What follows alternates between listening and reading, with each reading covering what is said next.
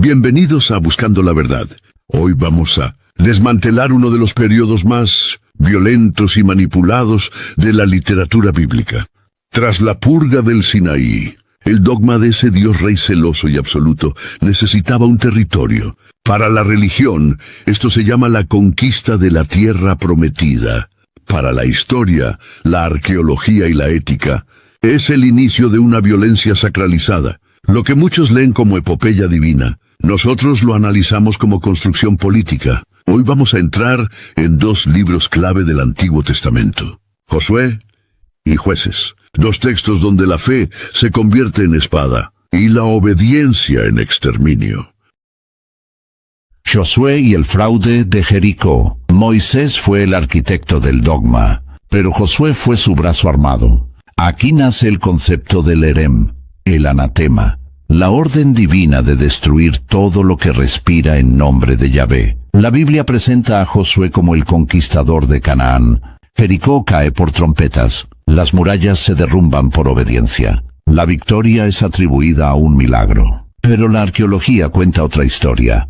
En la década de 1950, la arqueóloga Kathleen Kenyon excavó Jericó con métodos científicos rigurosos. Su conclusión fue contundente. Cuando supuestamente llegó Josué, Jericó ya estaba destruida y prácticamente deshabitada. No había murallas que derribar. No había ciudad fortificada que conquistar. No hubo conquista milagrosa. Arqueólogos modernos como Israel Finkelstein confirman este dato. El relato bíblico no es una crónica histórica, sino una epopeya teológica escrita siglos después para construir un pasado glorioso. No fue un milagro, fue un mito levantado sobre ruinas. Así comienza la violencia sagrada, con una historia falsa que legitima el exterminio y convierte la fe en espada. El sol detenido para la matanza, Josué 10. Dentro del relato de Josué aparece uno de los pasajes más reveladores del dogma guerrero. Josué le pide a Yahvé que detenga el sol en Gabaón y que la luna no se mueva en el valle de Ajalón. No lo hace para salvar vidas, no lo hace para traer paz. El propio texto lo dice. Lo hace para tener más horas de luz y terminar de exterminar a sus enemigos. La pregunta es inevitable. ¿Qué clase de Dios altera el orden del universo para favorecer una masacre? Este no es un relato astronómico, es propaganda religiosa. Un Dios que detiene el cosmos para que su ejército no deje de matar. Aquí la violencia deja de ser humana y se vuelve cósmica, se vuelve sagrada. La fe ya no sirve para comprender el mundo, sirve para justificar la espada. El milagro no es el sol detenido. El verdadero milagro es que alguien pueda leer esto y llamarlo justicia. El sacrificio humano Jefté, Jueces 11. Tras el mito de Josué, entramos en la era oscura de los jueces. Un tiempo sin ley, donde cada caudillo habla en nombre de Yahvé y la violencia se convierte en mandato sagrado. Entre ellos aparece Jefté, un hombre que hace un pacto con su Dios. Si gana la batalla, sacrificará lo primero que salga de su casa al regresar. La guerra termina. Jefté vuelve, y quien sale a recibirlo no es un animal. Es su única hija. El texto no ofrece escape. No hay ángel que detenga el cuchillo. No hay voz que diga basta.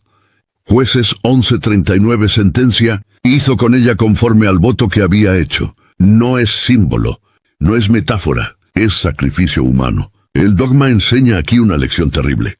La vida de un hijo vale menos que una promesa hecha a la divinidad. La fe deja de ser consuelo y se convierte en altar de sangre. Aquí el Dios del Sinaí ya no exige enemigos, exige a los propios. El sacrificio humano no es un accidente del texto, es parte del sistema. La mujer como botín y la barbarie.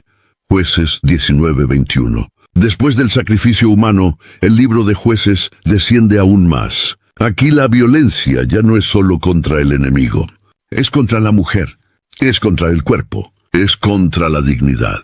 El dogma de exclusividad convierte a la mujer en botín de guerra.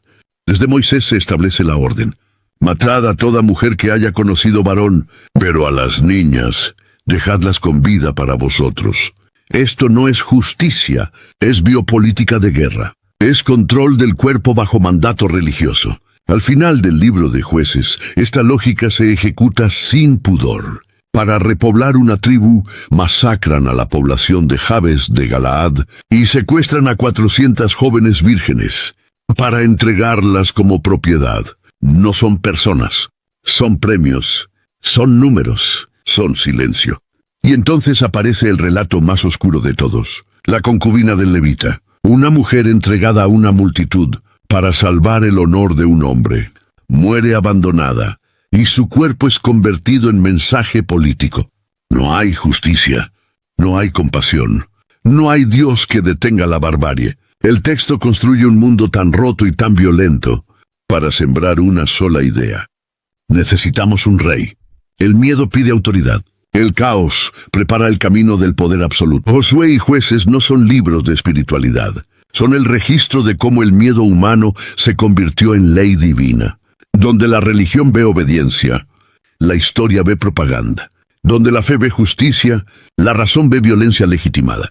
Estos relatos no hablan de un Dios eterno. Hablan del poder usando a Dios como excusa. Hablan de cómo la espada fue vestida de santidad y el crimen fue llamado mandato celestial. Hoy no nos arrodillamos ante estos textos. Nos detenemos a analizarlos. Defiende a tu Dios con pruebas, no con fe. ¿Cómo justificas tú estos crímenes sagrados? ¿Buscas la verdad o solo consuelo? Donde otros se arrodillan yo me levanto. Te reto, defiende a tu Dios con pruebas, no con fe. ¿Cómo justificas tus crímenes sagrados? Comenta, soy tu ateo favorito. Ven a Buscando la Verdad. Te espero en el debate.